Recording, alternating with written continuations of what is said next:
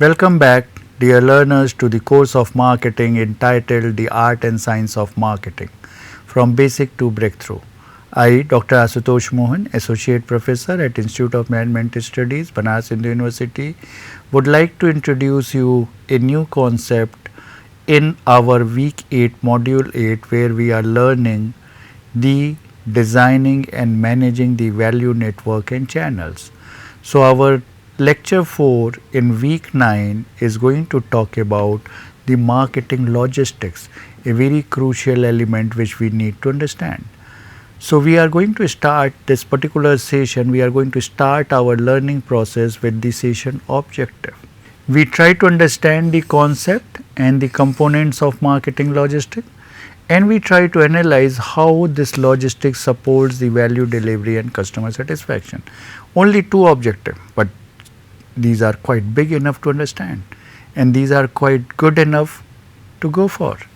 Let's start with a real business world story. The story of Licious. Getting something watery in your mouth, Licious.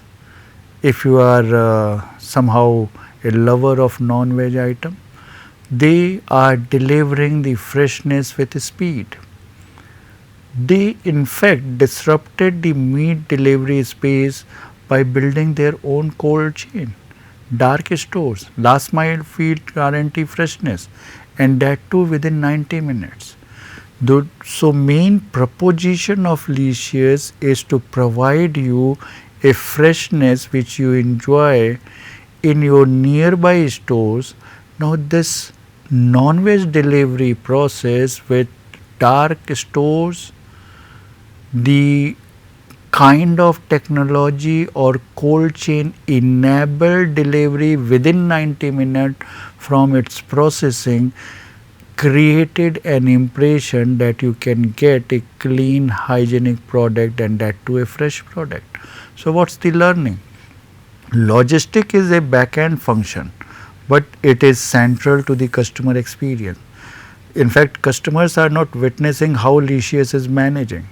But imagine for a perishable item like non-veg or meat, the taste, texture, smell, everything keeps on changing, and accordingly the logistic plays a very crucial role. So what's the learning? The modern marketing logistic define the brand trust. So if your logistic is inefficient in these kind of delivery, you cannot enjoy the trust of customer. So what is marketing logistic? Marketing logistic in a technical way, it's a planning, implementing and controlling,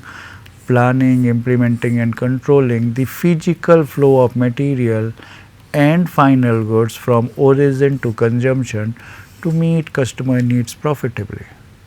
Very theoretical kind of explanation. Just try to understand in a very simple manner. It's managing the affair in terms of managing the physical flow of material from customer order getting to customer order delivery. How you are managing these flows, it need to synchronize across the different partners, a kind of extended enterprise concept, and you also need to ensure that this chain is delivering value to the customer, but also having possibility to earn profits for you. Otherwise, your sustainability will be at stake. So what actually it is?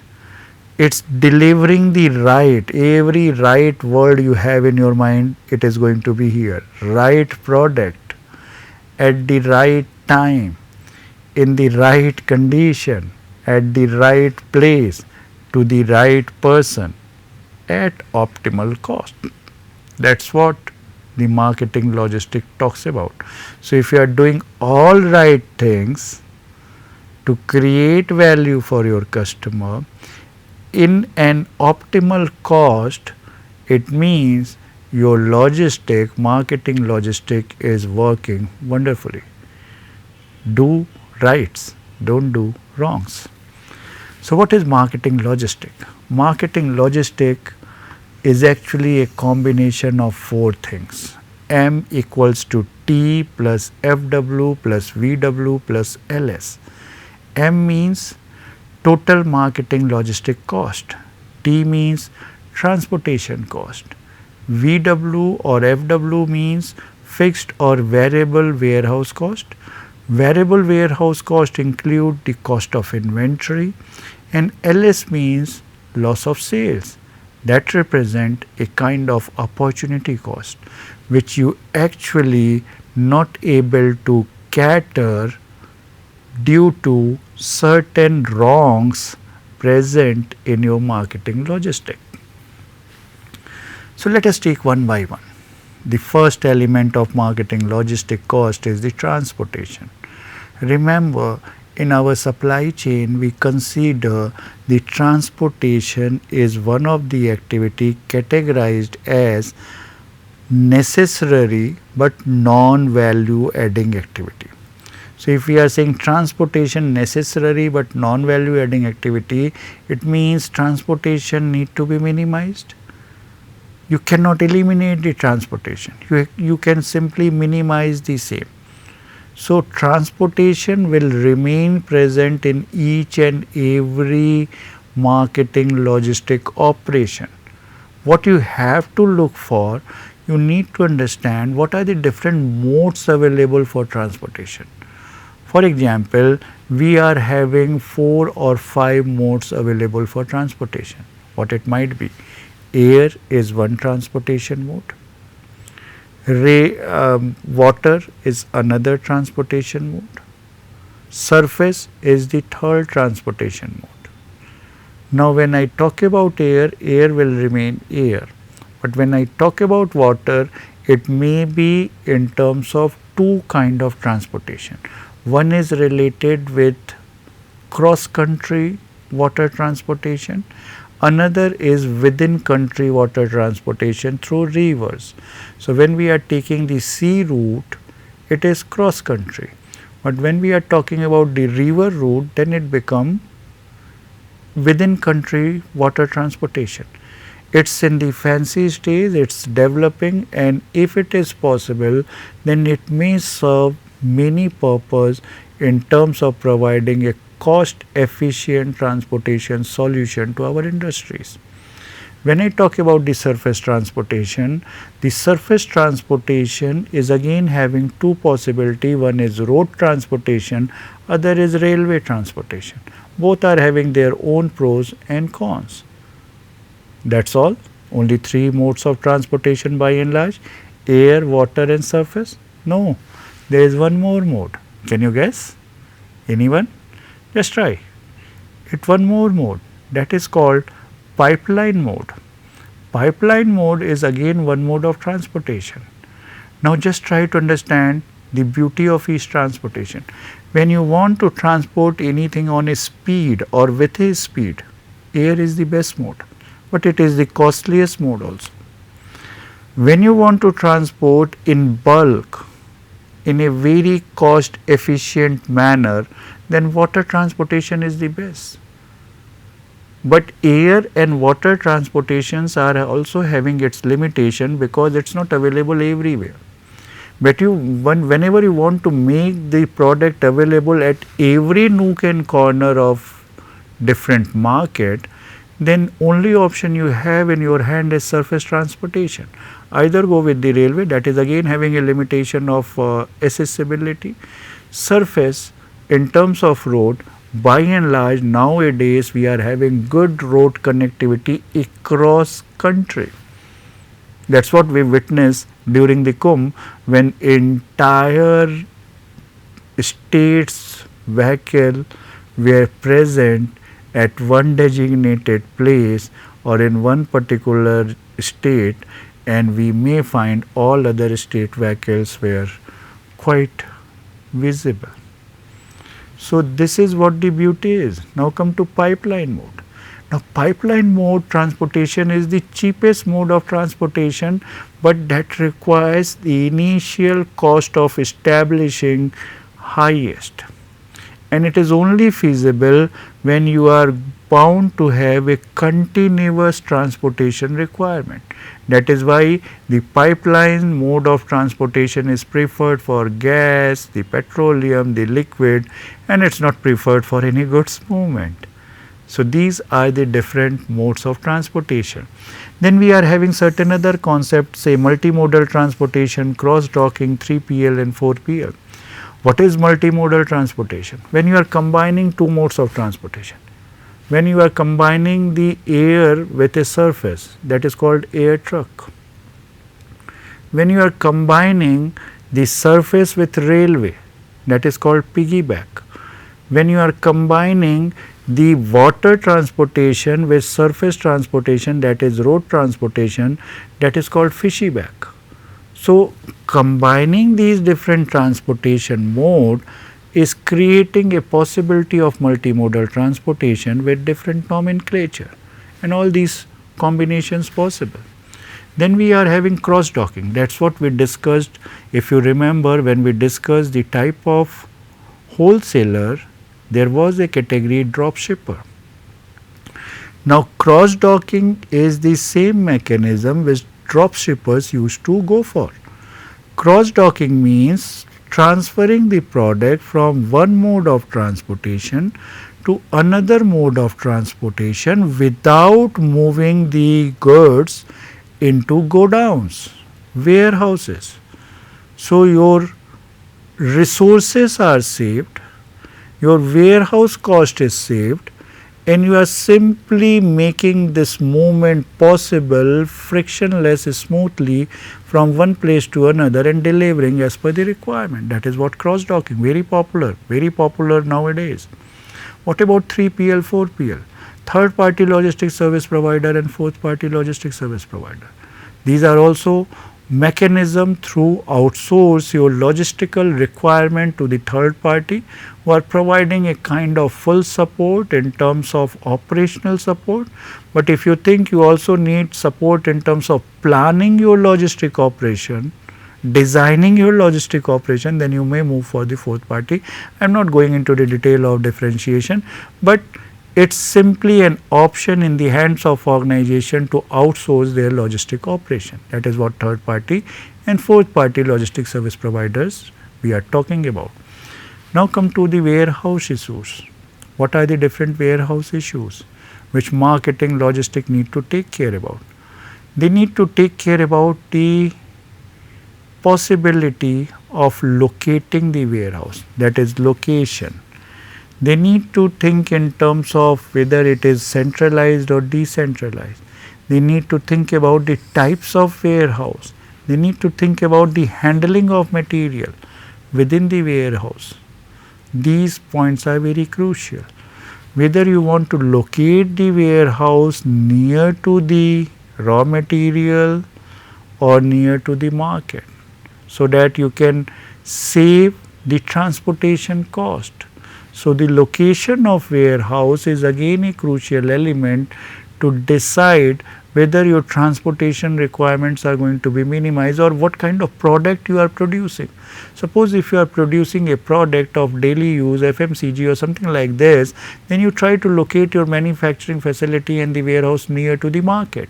But if your raw material is bulky which need to be transported, then you are locating your facilities near to the raw material and then transporting the finished product and having the warehouses at different places. Now, location is a very crucial element, and generally we are finding these warehouses at the outskirts of the city. Why? Because at the heart of the city, if you try to build your warehouse, that will be very costly affair, because warehouse need lot of investment. So, what kind of warehousing strategies you are going to have, whether it is a centralized or decentralized? Means one warehouse serve as a hub and then you are serving to the different market as a spoke, looks like this, or you want to have a different decentralized regional zonal warehouses who are serving, maybe interconnected with one another and serving to different market as to categorize their roles as per the requirements. That is also possible, and this is what we need to understand under the same. Is it so? This is again one crucial element which we need to understand. Now come to inventory issues. What are the inventory issues? What are the different elements related with the inventory issues? The level of inventory, the type of inventory, the turnaround or inventory turnout, or the inventory management. The level, what level you want. As you build the inventory in anticipation of demand, it means you are blocking your funds, and there are possibility that you are also not getting any return, and inventory may get obsolete, damaged, or something like this. So what is going to be level? What is going to be the safety inventory level? What is going to be the level to order or reorder the inventory? Those are very crucial decisions. The type of inventory which you are holding, whether it's finished goods, semi-finished goods, perishable, non-perishable, different kind of inventories which you are holding. There are certain inventories even required to serve the market or provide the customer service. Similarly, the inventory turnout, how quickly your inventory is going to replenish.